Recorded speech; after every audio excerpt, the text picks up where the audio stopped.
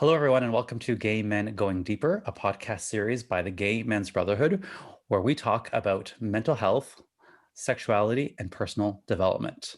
I'm your host today, Michael DiIorio, and I'm joined by Tim McCaskell. Thank you for joining us today, Tim. My pleasure, Michael. All right, guys. So I asked Tim to join us today to talk about community, activism, and pride.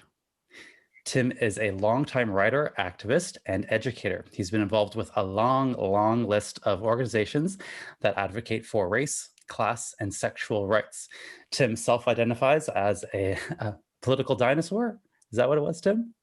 I said a gay liberation dinosaur, I Oh, think. yes, gay liberation dinosaur. So I will give you a brief summary of some of Tim's work, but by all means, this is just a drop in the bucket. So Tim was a collective member of The Body Politic, which was a publication that fought for lesbian and gay liberation from 1974 to 1986.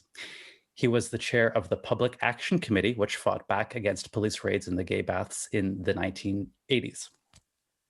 He was also a founding member of AIDS Action Now, and Tim has worked for over 20 years in the Toronto Board of Education, developing programs on racism, homophobia, and sexual harassment.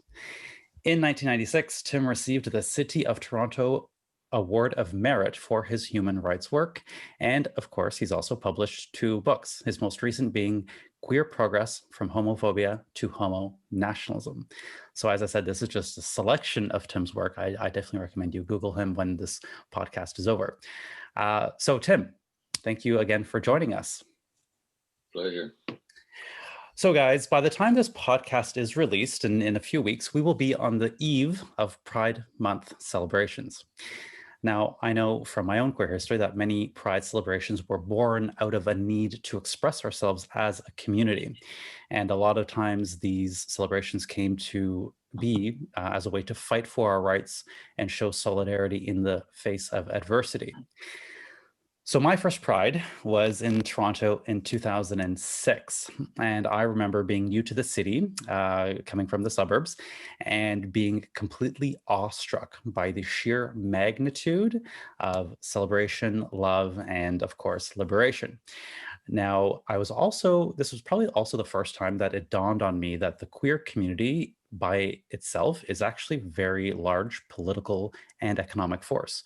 And this was in 2006. So I know for sure it wasn't always like this. And that's one of the reasons why we have Tim here today. So Tim, that was my first Pride in 2006 in Toronto.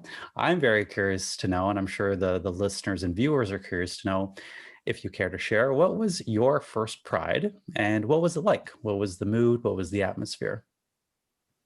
Well, my first Pride was in 1974, August 17th, 1974.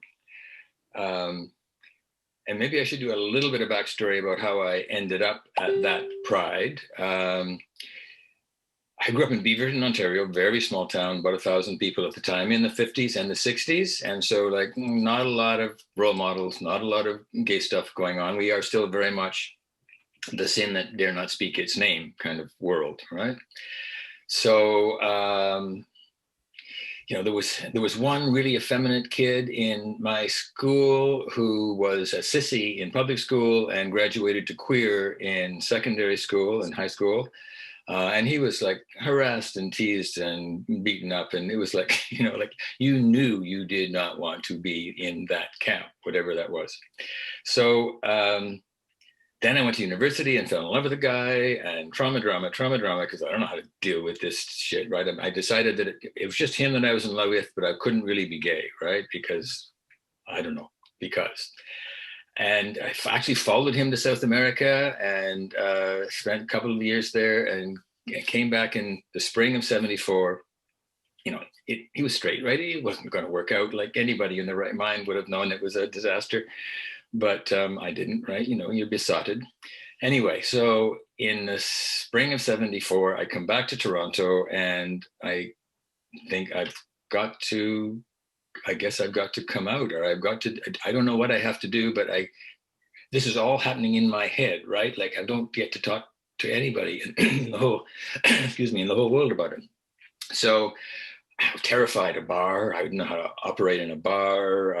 Didn't know what a bath was. Couldn't have conceived that. But I started buying The Body Politic on the sly, reading it very surreptitiously in hidden places.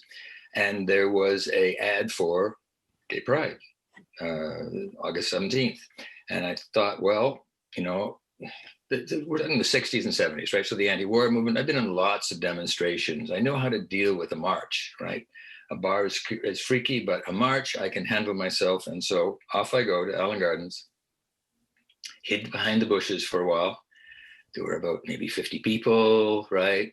Most of them guys my age, some women, maybe a few older people. And they didn't seem that scary, right? They were just kind of your usual hippie types, right? Of the age, right? Bad hair and all this stuff, right? So as they started to look like they're going to get ready to leave, I just sort of walked over, picked up the sign that said like gay liberation or God knows what, and like trying not to pass out. I went marching off to Queen's Park, where there were some completely unintelligible speeches from my point of view, and then marched back to Allen Gardens. And the advantage of it being only 50 or 75 people was that I was immediately recognized as a new face in the crowd and picked up and taken home and had sex with and given a stack of gay liberation literature and told to come back when I'd finished reading, right? So it was like, I managed to enter a community, right, a group of people, and soon, you know, within the year, I was working on the body politic, and soon was a member of the collective. So, in terms of the atmosphere, I mean, people were young and happy, and it was a beautiful summer's day, and everybody was a little bit scared because you never knew quite what was going to happen. On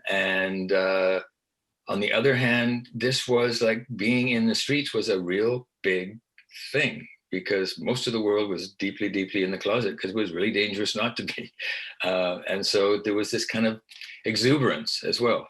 You know, I lucked out because I don't know how I would have managed to come out in any other circumstance. Yeah, I mean, a lot of that sounds very familiar to Pride these days, right? The exuberance, the summer day.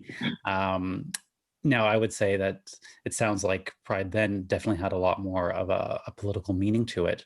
I'm curious to know, what would the 1974 version of you think if he saw our Pride celebrations today, 40 years later, 40 plus years later? I probably would think, I've been taking too much acid. I better stop that, right?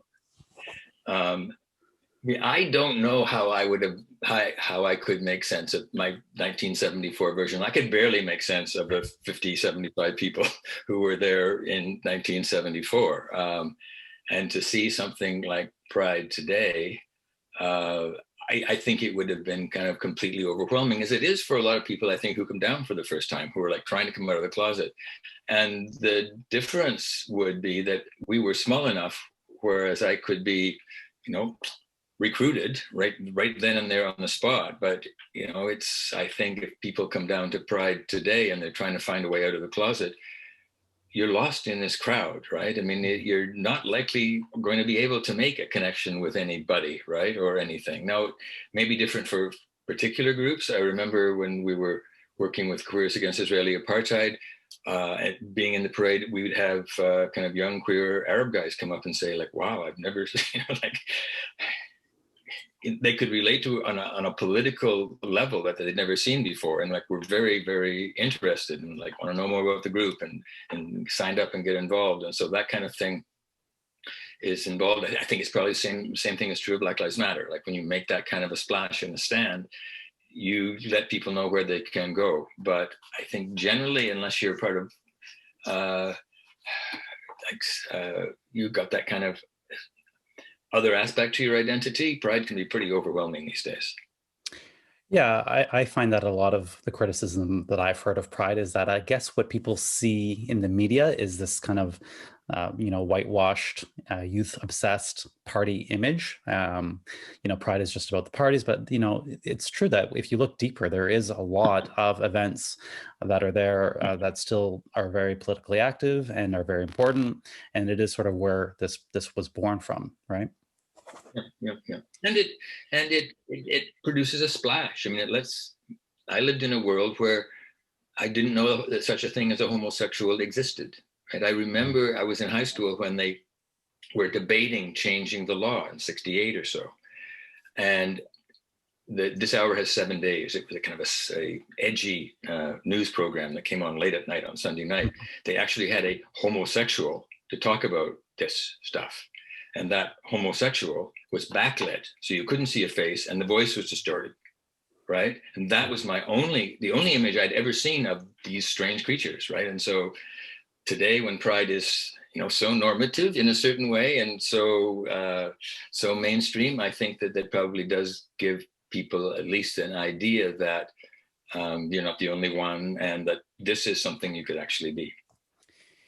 Yeah, and I love that. And let's talk a little bit more about this notion of community. So the Gay Men's Brotherhood was born out of this vision to have this community of gay men where we could talk about things that were more than just that surface level hooking up. We could talk about, that journey from shame to authenticity, a place for personal development, and talk about these kinds of things, including, spirituality, personal growth, all these great things, which we don't often necessarily talk about on a given Grindr app or Tinder app or whatever it is that we're communicating with men. So I would say, being one of the admins in this group, that it is as important now as it was then.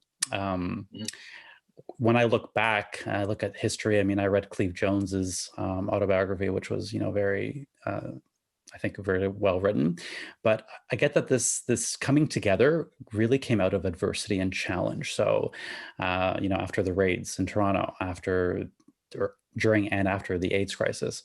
So there's the way I see it, like from my perspective, is that it came together from this working together to protect our collective rights.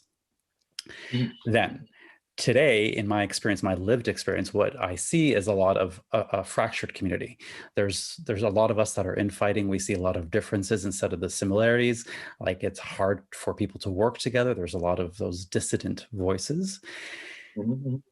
So I would like to know, how has, like, from your perspective, because you've actually lived through all of these generations, how has it evolved over these generations, and what does the word gay community even mean? Okay. So at the risk of going all theoretical, and there's really two ways you can look at this notion of community. I think the philosophical term is the community in itself and the community for itself. So the community in itself are these kind of networks of people who, if you put a little tracker on them, you would see all these crisscrosses, right?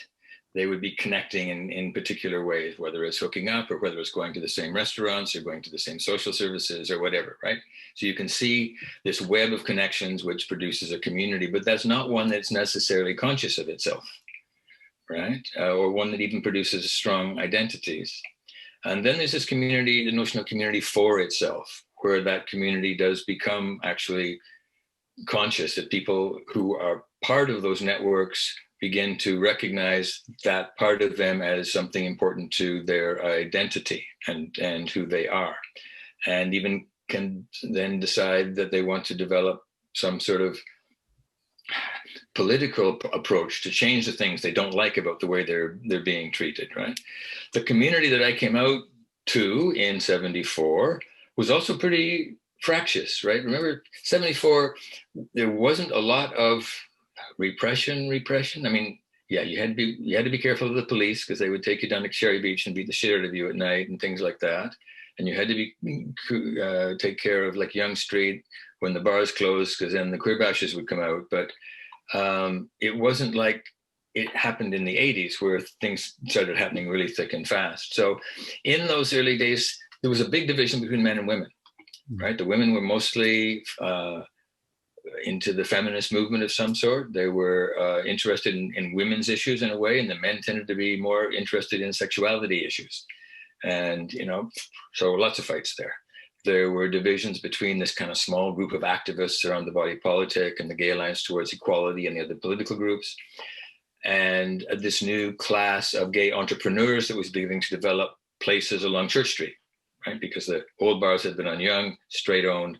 And so by the late 70s, you saw a new group of people trying to develop services or places for gay people to gather that were outside of those pretty oppressive straight places sometimes. And, the activists wanted to rock the boat, and the people who were trying to establish businesses didn't want any boats rocked, right? They wanted things to be kind of calm, right? There was a huge division between, I guess, the activists again and the kind of your normal, bar and bath queens, right? Who would be living largely, depending on a bunch of factors, but largely in the closet, because it was absolutely crazy not to be living in the closet. You could lose your job, you could lose your, you could be thrown out of your apartment, you could be refused service in a restaurant. I mean, you would know any kinds of protection, right? And so, you thought about it. The way to survive as a gay man was to be like on the down low, right? You lived a straight life, and then you on the weekends maybe slip down into what we called the ghetto. People talk today about the village. And so whereas their world revolved around maintaining the closet, the activists were all about coming out, right? And so there's a real heavy cultural clash there.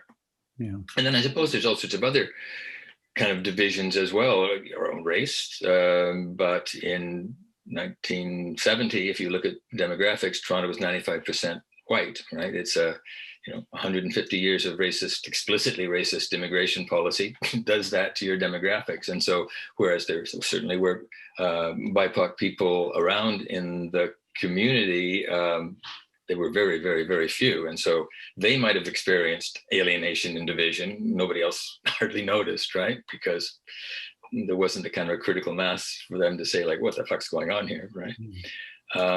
And there were class divisions too, except remember, Toronto in those days wasn't the kind of divided city between rich and poor as it is today. It was like 70% of people were living in middle income areas. People generally had an adequate income to live their lives. Now, yes, there were poor people, and yes, there were rich people, but the ratio of those demographics is really different. I think like 20% of people in Toronto were living in below average income areas in 1970, whereas today it's like 53. It's like half the city. It's like, so there were class differences, obviously, but we still all ended up going to the same places because nobody was rich enough that they could fly off to Cancun for the weekend, right? And nobody was so poor that they probably couldn't afford one beer anyway. So you'd all end up in the same bar.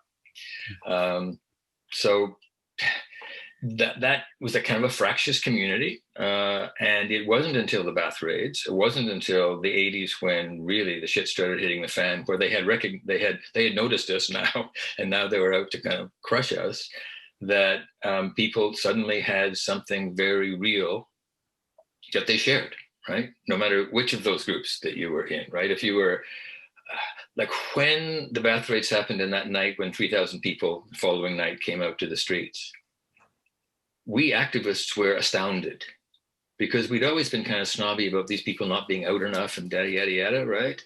And like all of a sudden, when these people felt that their spaces were being invaded, they were quite political. They were quite willing to come out, right?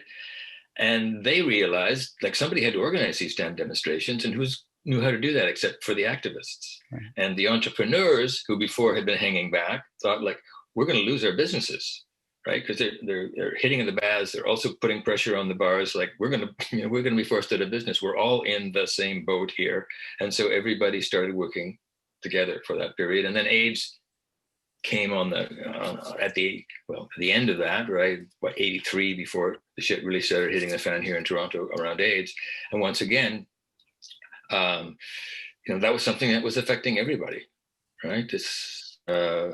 Certainly there were social determinants of health and things like that, but whether you were rich, whether you were poor, whether you were a new immigrant or not, right? You got this virus, you were going to die. Right? That was just it. You were going to die. There was no medicine, no cure, no nothing, right? And so that brings, what they say, nothing clears the mind like hanging in the morning, right? I mean, that brings people together as well. And then I guess there's probably a third stage in the 90s, later 90s, when it becomes around inclusion, right? But again, that's a different story. So let me not go tearing off on that tangent right now. That's I'm very curious to know, Tim, what was it like? You touched a little bit about the bathhouse raids, and at least here in Toronto, it's definitely a turning point in our queer history as a city. What was it like? The bath raids night, Yeah, or yeah, the bath raids, yeah. the bath raids. Well, I was I wasn't in the baths that night. I'd only been to the baths maybe once before, right? And I had gone back to my very spotty university career and was like working on another credit, right? Another one of these credits that was taking forever. And I had an exam the next morning. And so I had spent the night doing kind of economics equations, like you change the price of socks and what happens to the price of corn kind of things, right? And or vice versa. And so I'd gone to bed early and I got a knock on the door. A roommate knocked on my door and said, Gerald Hannon from the Body Politic is on the phone and says, he's got to talk to you. And I said, well, I'll talk to him in the morning. I'm going to sleep. I'm half asleep. And the roommate said, nope, it is serious. You got to come down here and talk to him right now. He's not waiting. And so I went down, grumbling, groggy. And he said, they're raiding all the baths. Get your ass over to the club baths and find out what's going on, right? He was in a taxi heading off, or he wasn't in a taxi at that point because there's no cell phones, right? He was attached to a landline someplace, but getting ready to take off and look at what was happening in the other baths. And so me and one of the roommates kind of walked across this freezing cold night across Allen Gardens, famous Allen Gardens, to the club baths, which is now Oasis at Mutual and Carlton. And there were the cops, and they were, the metaphor that I find myself always using, they were like a pride of lions in the nature program who have just got their gazelle, right? And they're all sitting around being very smug and happy with themselves. And so they weren't paying any attention to anybody who was coming around at all. And they started releasing people, some on their own reconnaissance. And so I started interviewing them. And the people that I talked to were like terrified. Like they didn't know whether I remember this one guy almost in tears, Portuguese accent. I'm assuming probably had a family and stuff. And he said, like, is my name going to appear in the paper? Right? Because that's, is my life going to be over is what he was asking, right? Mm-hmm. And so I, spent the night there that night kind of trying to take statements from people who would talk to me, and others were just so freaked out they were just taking off. And didn't do so well on the exam the next morning, and raced after the exam down to where the meeting was happening about what the hell we were supposed to do around this. And they had already decided that they were going to have a demonstration that night. And I said, you already have your minds. How can you organize a demonstration for tonight, like 12 hours from now? Demonstrations meant you phoned your friends and told them about it one at a time, because that's the only way that worked, right? You made a poster and put it up on, hoardings, right? So that people would see about it. And after a couple of weeks, people would know that that's where they were supposed to come, but like overnight. And I remember Chris Burchill, this feisty dyke who was on the Body Politic Collective, said, like, forget it. It's happening. This is front page news. Everybody knows about it. People are on the phones right now. We've got posters being prepared. They're going to be up in the next hour. And by the way, you're supposed to be helping organize the marshals to keep everything cool. Right? So that's your job. Go off and figure out a way of doing that. Right. And so I can remember wandering over to Church and Wellesley, Young and Wellesley at probably 11:30 or so. It was called for 8, thinking like, if there's only 50 of us, we're going to get killed. And this is like not metaphorically. Like if the police don't get us, the queer bashers are, because you don't do a demonstration down Yonge Street at midnight on a Friday night, right? That's like, this is madness. But within a half an hour, there was such a huge crowd that we blocked Yonge Street, and the sound system finally arrived, and people were like hopping mad. And that was the biggest demonstration ever had been seen in Toronto.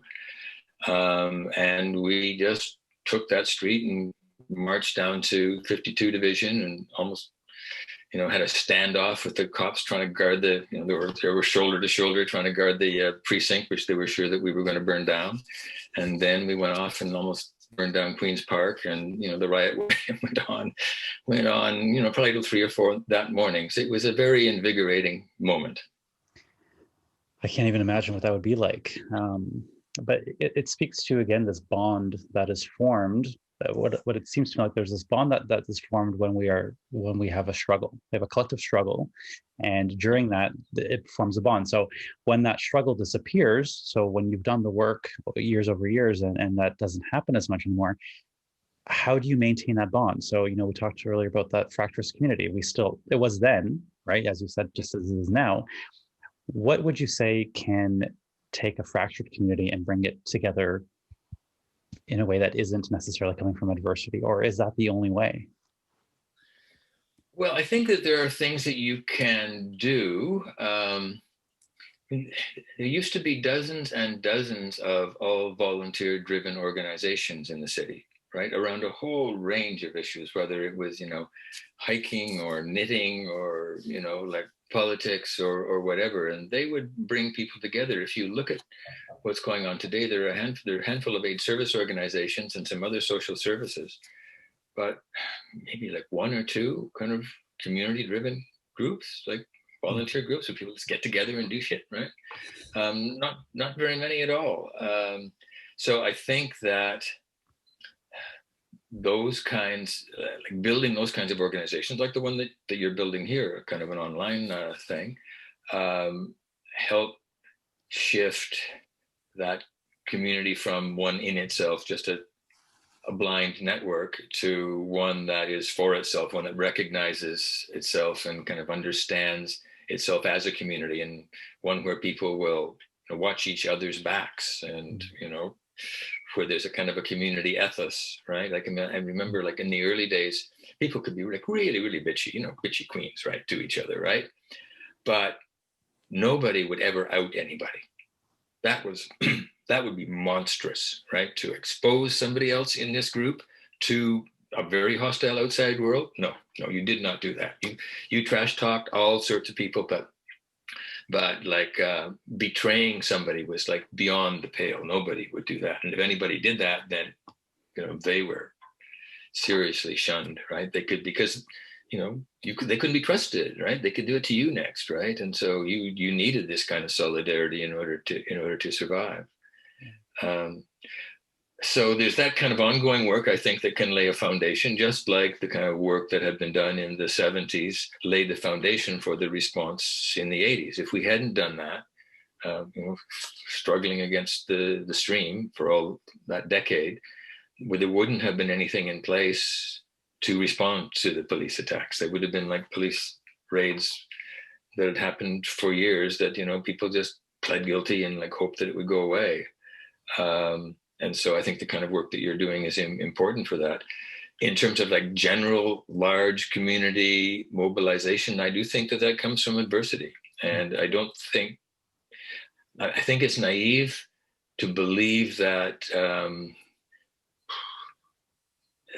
that it's solved, that we don't have to worry about that anymore. We've seen over and over again, quote unquote, minority groups that have been generally included and well integrated that suddenly become a target, right? I mean, think of Jews in Germany in the 30s, right? Mm-hmm. Probably the most sophisticated and well integrated Jewish community in all of Europe, and suddenly, bang, they were the other, and suddenly they became a focus of all of this kind of completely irrational hatred. Mm-hmm. And that could happen again to us, right?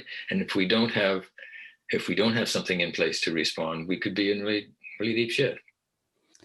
Yeah, rights. I forget who the quote is from, but rights aren't rights if they can be taken away. Those are just privileges. They can always be taken away. Right. So, it's important for us not to take that for granted. I think when I say us, I mean like people that came sort of after the baths and after AIDS. So I think it is important for us to realize that can just, be taken away seemingly quickly overnight. This is a fictional show, but if you ever read the book Handmaid's Tale or watched the program, it kind of speaks to what could happen. And it's, to me, Margaret Atwood does a great job of making it a very plausible scenario, right? And that's very scary, right? That could happen to anybody. I have this kind of thought experiment that I ask people, right? Just to kind of, and I don't know the answer to it. It is an experiment, but when they raided the baths, people came out, right? What would happen tomorrow if the government decided, for public health reasons or whatever excuse, that it was going to close down Grindr and Scruff and all the gay hookup apps, right? Mm-hmm. Would people go out into the streets? Have we developed the kind of networks there that would produce a response? I mean, that would be a huge attack on our, fundamental networks. Yeah. I don't know. I don't know the answer to that question, right?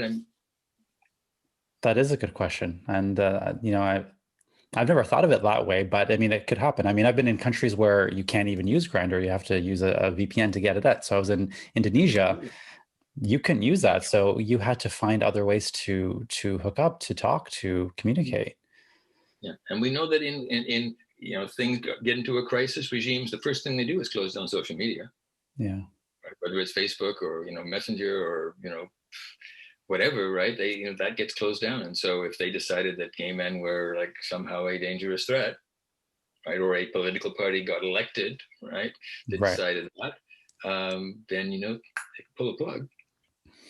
Yeah. And what would we do? That's a great question. I mean, I know that our gay community, queer community hasn't really faced that level of crisis. So we would probably look to history, to our past, to see, okay, what happened then and how can we recreate that? What lessons have we learned? How can we do that again? The benefit now, of course, is, you're saying you had to use posters and landlines, whereas we have the benefit of technology, which hopefully would still be useful. Yeah. Very interesting thought. Maybe that can be a good plot for a book or a movie one day. Yeah, exactly. Okay, so Tim, another question I had was about the school of thought that the need for a distinct gay community or queer community is not necessary anymore because we have been so normalized in the community. So, for example, we can look at the decline of queer villages or ghettos all over the world, not just in Toronto, but we're seeing this decline of it becoming a lot more heteronormative, a lot of the queer-owned spaces moving out due to gentrification or other reasons, and they're spreading all over the city. So what do you think about that? I guess you have to think about what spaces are. I mean, as the spaces that we're talking about are like actual brick and mortar spaces, right? Actual streets, actual what's the word? Non-digital spaces, right? And so we shouldn't maybe get so hung up on those actual physical spaces in that way. I'm thinking, my partner was pointing it out. We've got one of these little Trek Fit things at the foot of our street, the bars, the gym things, right? Because nobody can go to gyms anymore, right? And so there are these two gay guys down there who they're probably in their late 30s, right? They're like all over each other all the time, right? Like working out and hugging and kissing, and it's like, I'm trying to think like, shit, if we had done that anywhere, like on the street in my day, right, you would have been dead neat, right? And yet these guys have like absolutely no fear. This space it's not a gay space. It's a gay space, right? Mm-hmm. So you're right that we, on the one hand, take up a lot more room all over the place. And I think that is a good thing. It does normalize it. I mean, all the other jocks that are there, pissed off because they can't go to the gym, see these guys and like listen and learn, right? This becomes part of their workout routine.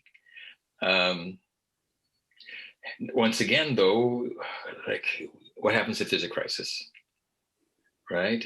Because then all these people are kind of exposed in a certain way, right? I mean, pulled together. So I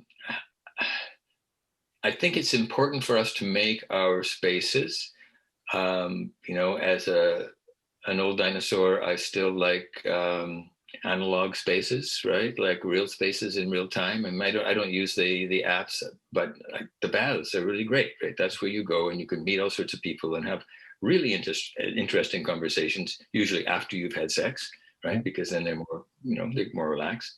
and kind of like really feel the pulse of what's going on in the world, right? In a gay world. But spaces like you're creating here, digital spaces and virtual spaces, I mean, those are real places as well, and so they are bringing people together. I don't know if we understand the strength of those connections yet, but we didn't understand the strength of the connections in the baths in the old days, right? We thought they were just there to fuck, and it turns out they developed networks and a real sense of politics, and were willing to defend their spaces. So I've been wrong before. Yeah, I mean, that's a very good point. I never thought of that too. I would probably do the same and dismiss things like virtual spaces as having that same clout. But again, we're in it right now. We don't have the benefit of Yeah. retrospect looking back. But I mean, I've lived in Toronto's Village since 2000 and when did I move to Toronto? 2007. And I mean, the number of bars that have shut down, especially lately, it's like amplified over the last years. And when Fly, I loved Fly. I was a huge fan of Fly. I loved going to bars. I loved the music scene. I love that it was a queer owned space, and they had things like a dark room, and they had all the good things that come with a queer space. And when it shut down, I for one was there's the nostalgia factor, and then there's also the wait a minute, where are we going to go? We have nowhere else to go. There are other bar spaces, but it's not the same. It's not queer owned and operated. It's not in the Village. And a lot of people said to me, it doesn't even matter. Like, yeah, so then you just go to this other place. They have a dance floor. And I'm like, it's not just about the dance floor. There's something to be said for having a space built, a brick and mortar space built just for us. Yeah. And I think that the processes that are going on that are corroding those spaces that we had, the brick and mortar ones, it's not just a matter of us not needing that anymore because we don't have to, because we're not restricted to a certain part of the city, right? I mean, there's also factors like gentrification going on and increasing land prices that you can't run a bar or a place like Fly anymore. Or if you build a 60-story building full of condos, you're going to make a lot more money with that little piece of land. Yeah. And so what I think you're seeing in the city is not so much internal to the gay community not needing or even wanting those spaces, like think of your experience, but it's economic factors that are destroying small businesses all over the place and converting space that once was ours into very valuable space for people with lots of money. Yeah. And I think that is where my first, I don't know if I want to call it my inkling towards activism came in, is when I started seeing all these go down like dominoes. And I got very defensive, or I just became very aware. So a question for you then, how does one become an activist? Like a regular, what was your trajectory? Let's start there. What was your trajectory? So, well, I mean, there's nothing gay in Brock District High School in Cannington, Ontario, right? For sure. Right. But there was the anti-Vietnam War movement. And I can remember I went down to a concert by a singer called Phil Oakes, who at the time was as important as Dylan, right? But who was like much more clear in terms of the politics. And somebody gave me an address of somebody who was handing out anti-war pamphlets. And I took these pamphlets back to Brock District High School and started handing them out. And my God, the school thought there was like a communist had arrived. Like, what in the world is going on here? And when I went to university as well, like no gay politics of any sort, but started working more on campus kind of socialist groups, and the anti-war stuff was still going on. And there wasn't much environmental stuff, but there was a lot of anti-nuclear work going on in those days. And so, I had those skills and inclinations under my belt before I came out. And so for me, the politics of gay liberation was like a bridge, because I've been involved in other liberation style politics in other areas. And so I knew that. That's why I could end up at a march rather than a bar, right? That was something that I understood. So that was my trajectory, that I didn't move into the commercial scene at all, probably for more years than I didn't actually start to go to the baths regularly until after the bath race, because I was spending so much time trying to keep these damn places open. I thought maybe I should check them out. So that was the fact that I had that kind of experience under my belt had to do with a particular political moment, right? The 60s and the 70s. There was all of this stuff going on, student power, Black power, women's liberation, right? National liberation, stopping the war, ending colonialism, right? All of that stuff was like bubbling, kind of the way that it's sort of more bubbling today. Yeah. And so that was the environment that I grew up in, and I brought that to the community that I found myself part of, the gay community, when I came out in the 70s. That's incredible. And you're right. There are a lot of areas that struggle still exist today as we speak, right? So where do you think, for all the progress that we've made as a queer community, and starting with gay liberation and going forward, where do you think the fight is now for us? I think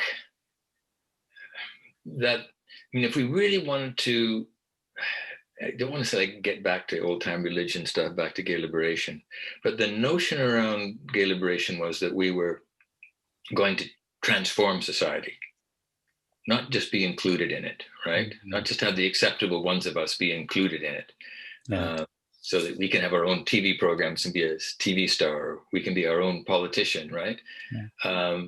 But like transform the way things were working. And so there was, as I mentioned before, those other movements for social change and liberation, women's liberation and Black liberation and the Panthers and the national liberation struggles, and like gay men's part was like the sex part, right? We were, this is kind of our part of the division of labor, and other people were dealing more with racism, and other people were dealing more with gender stuff, and other people were dealing more with colonialism, and but we were all kind of in the same parade in a certain way. Mm-hmm. So what would be a politics then that would put us in the parade with other people that have a stake in transforming society rather than just being included in it, right? And I guess thinking about it, it's the question of inequality, which is both corroding our own community because people live very different lives now. I mean, if you're a young gay kid out in Etobicoke, you're not going to come down to the gay village because there's no fucking transit, right? How are you going to get there, right? And it's going to be expensive, and people are going to look at you funny anyway, right? Because it's all white guys that are there, right? So it would seem to me to be if LGBTQ people could say, let's try to figure out a way that we can engage in a politics to challenge the kind of growing inequality that's in our society in all of its different aspects, right? So that, because we recognize, that's our issue, because if we don't, then our community fragments along those lines. And therefore, to keep a strong community, we need a community where people are living in the same boat, more or less. Mm-hmm. And so what kinds of politics and alliances does that actually bring us to? Who are our friends? Who are we opposed to? And some of the people that, are really good on gay rights, right, are really bad on equality, right? I can be grumpy, but, Mr. Trudeau makes his apologies for like bad stuff that they did, 50 years ago. I think probably a lot more queer people would receive direct benefit if there was clean running water in all Indigenous communities across this country, right? So like, I'll give up that apology for something really concrete that's going to affect people's lives, right? Because all that apology does is it's an attempt at corralling our votes and virtue signaling that I'm the progressive one as opposed to the conservatives, which are the bad ones, right? But we're being mobilized for their benefit rather than us actually mobilizing to change the world in a way that's going to affect people in our community. Yeah, that's a solid point. It's like if we have won our rights or our liberation in terms of sexuality and in that regard, what about everybody else? What about on the lines of race and class and all these things that you're talking about? So yeah, it's great to have that perspective, and I would agree with that personally myself. But I'm curious to know, what was that transformation that was in mind back then? Was it that, like the sense of equality and equity? It was a slow transformation. The liberation movements, as I said, were kind of part of this global liberation stuff. Yeah, that gave way fairly early on to this notion of rights. And so people, like, you needed something really concrete to organize around, right? You could walk into the bar and, talk to people about liberation, right? And they'd like, what? Yeah. they would get it, right? But to say, like, it'd be nice if you couldn't get thrown out of your apartment, right? Or fired from your job. I mean, that's kind of really concrete. And so that's why there was this shift. And the idea was that as we got that would produce a bigger movement, and then we could go on to deal with these deeper things, but we didn't, right? We just sort of got on that rights trajectory. When the bath raids came, it was all about self-defense. And then afterwards, it was kind of these kind of legal, once again, even more legal rights. So you look at the 90s, it's all about raising money to pay lawyers to talk to the Supreme Court about why we should get married. Right. And so that doesn't, people, only the people who got the money are the ones that are really being mobilized in a certain way. And like what happened to Agalo, if you look at that history in 2005, once they got the marriage thing, I mean, Agalo at that point had, I think, 13 paid staff, and was bringing in about $1 million a year in donations. And it was like marriage happened and somebody flicked the switch. And within like months, they were down to one employee and couldn't afford an office because the money stopped. And that didn't mean that there weren't other issues, right? For parts of our community that were still probably even more burning than a right to get married, right? But once we kind of went up that path and reached the end of it, then there was no place left to go. Right. There's always work to do. It sounds like when we can't just take care of ourselves and say, okay, well, I'm set, so peace out. Like I'm done. Yeah. Right. Yeah. And the other thing is around the world, right? My partner is from the Caribbean, and I know from him that they are far, far behind in terms of where we are here in Canada. So it's easy to take a lot of that for granted and think, oh, well, what I see, queerness is normalized, we say, but not everywhere. And there's a lot of people around the world who are suffering still. Yeah. And like my partner is actually from the Caribbean as well, right? From Trinidad. Yeah. And there's a bit different from other parts of the Caribbean because there is a very active movement there now. And it's kind of really embedded in Trinidadian culture in a way that, say, in other places, it's not so much the case.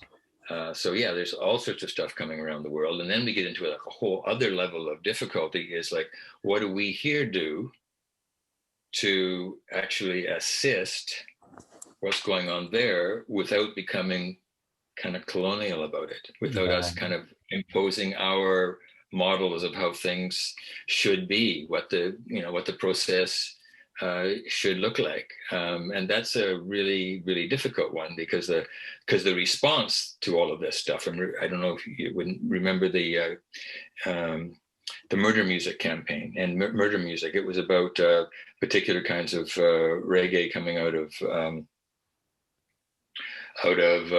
Jamaica that were like all sorts of really homophobic lyrics. And so this campaign developed in North America to say, like, stop this stuff from being played. And then at one point in Toronto, there was a community meeting and people said we needed a boycott of Jamaica to like put pressure on them. And boy, that really screwed up the Jamaican gays because now they were allied with these foreigners who were trying to cut off our money, right? And so they end up saying, please, like, end this boycott because you're making our life much, much more difficult. And it wasn't like the intentions on either side were wrong, but the kind of power and the ability to do that came from a developed community here in a developed country, when imposed on somebody else, seems an awful lot like, those old Europeans trying to tell us what to do again, right? Those Americans trying to tell us what to do again. And that produces a kind of a reaction, which then results in homophobia. Right. Yeah, I didn't even consider that. Yeah, very, very good points, Tim. Okay, so we here are almost at time, and I wanted to know what's next for you. I mean, you have such a long list of achievements and organizations that you've been part of. What's next for you? Where are you off to next? What are you working on now? Can you share anything with us? Well, I'm doing more writing now as I get older, right? Because, well, I mean, and part of it, the means of communication and stuff have changed so much that old farts like me just don't. It's like really harder to know how to intervene and do this kind of stuff. Whereas a whole new generation I mean, this is your world. Your world is more virtual. So, I mean, I've been doing a bit of work around the notion of reopening the baths in Toronto, like wanting to make sure that if baths reopen, they reopen safely. Yes. Because the problem is that baths, they don't have their own category, right? They're like gyms, they're like restaurants, they're like hotels, right? And so, you know, if they can meet those qualifications, then maybe they can reopen. But what goes on in baths is not like what happens in the gym or the hotel or the restaurant, right? I mean, people are going there to suck and fuck and all that kind of stuff, right? And there's no social distancing. And like, what does that mean if these places open in a way? Are we, you know, producing danger into our communities? We're trying to get public health to think about like what a real safe reopening of baths might look like. So there's that. I don't know if you've noticed too, but I'm also fussing about this crystal meth stuff, right? I think that the kind of harm reduction approach, which waits for people to start using and then tries to reduce the harm, right, is like not adequate to deal with the kind of crisis. People think that this is, you know, like weed or something like that they can play with, right? And it's a really, really dangerous drug from what I've seen in the community, in the baths with friends of mine, right, who just have gotten into like really serious trouble with this. And I think we should be doing the same kind of prevention work that we were doing during the AIDS epidemic, telling people like, don't get HIV, right? Use a condom, like avoid this stuff. And that's not happening, right? We're sort of waiting for people to get into trouble and then trying to fix it. And it's not good medicine, and it doesn't build community either. Yeah. So those are two things that I've been kind of fussing with recently. Well, it's very important work. So again, I want to thank you for all of your work from way back in the 70s all the way to today. It's so important that we have people like you. And I know there are a lot of other activists and political people out there who are advocating for us and never give up that fight. So I wanted to thank you personally because I know that I stand on the work that you've done and on your shoulders. So thank you so much for all of your work here. Yeah, you're more than welcome. I mean, it wasn't like a great sacrifice in a certain way. Like it was a trip. It was a ride. It was fun. It was exciting, right? So, like, yeah, I can't think of I think a calm and sedate life would have been far more boring. Yeah, and I mean, clearly, I don't know if you want to share how old you are now, but you're not living a calm and sedate life necessarily now, even either.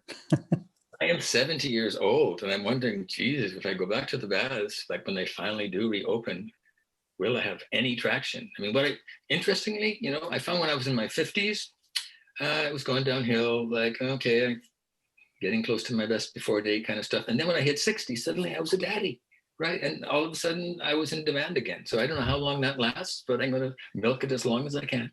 Right. When does one become a daddy? So fun fact, the day that this podcast is released will be my 38th birthday. What advice would you give someone who's just turning 38? I don't know. I mean, I think old people shouldn't be allowed to give a lot of advice to younger people. Yeah, because I never listened to what anybody old told me, right? And in the old days, right? They just always seemed really strange.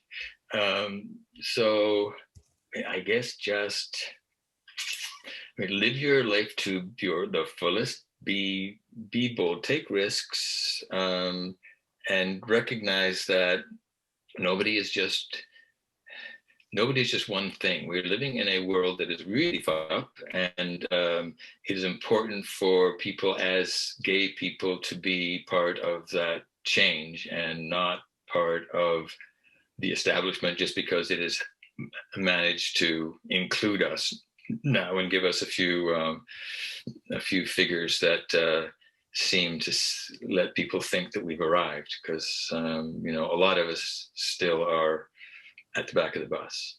Right. That's a very good point. Thank you. Thank you, Tim. I'll take that to heart as I continue on my journey. Okay, so before I wrap up, where can people find you and your books? Find me. I don't have a website or anything because I am a dinosaur. I've got an email, Tim_McCaskell@hotmail.com. Please don't send me hate mail. And the books, are available at Glade if they've got them in stock. But you can also get them online through the publisher, Between the Lines Press, BTL Press. So it's Queer Progress, and the other one, if you're more interested in education and anti-racism, is Race to Equity. So they're available there. I'm on Facebook, right? Tim, McCaskell on Facebook too. So yeah, I'm around, but I still tend to live in the non-digital world more than the digital one. Fair enough. Hey, there's a great demand for these non-digital spaces these days. I know a lot of people who wouldn't go to a bar before, but now they're like, I cannot wait to get back to sitting on a patio talking to my friends one-on-one. So I think there's going to be a renaissance for that space. Okay. I hope so. Yeah. I want to thank all the listeners and viewers out there. Thank you so much for joining us on this conversation of Gay Men Going Deeper. If you are not already in our Gay Men Going Deeper membership community, please join the waitlist. Community is one of our pillars of that group. So we do a lot of work and we do a lot of coaching on the sense of community, how to belong, how to be accepted, and how to accept others. Also, if you're not already in our Gay Men's Brotherhood Facebook group, please join that. And if you're watching this on YouTube, please go ahead and click the subscribe button, click the like button, and go ahead and comment below if you would like to give us some feedback on one of Tim's questions, which was, what would happen or what would you do if all of a sudden the government decided that things like Grindr and Scruff were no longer something that we could use? I wonder what that reaction would be. So curious to know from you guys on that. So again, thank you, Tim, so much for joining us today. And thank you, our viewers and listeners. See you next time.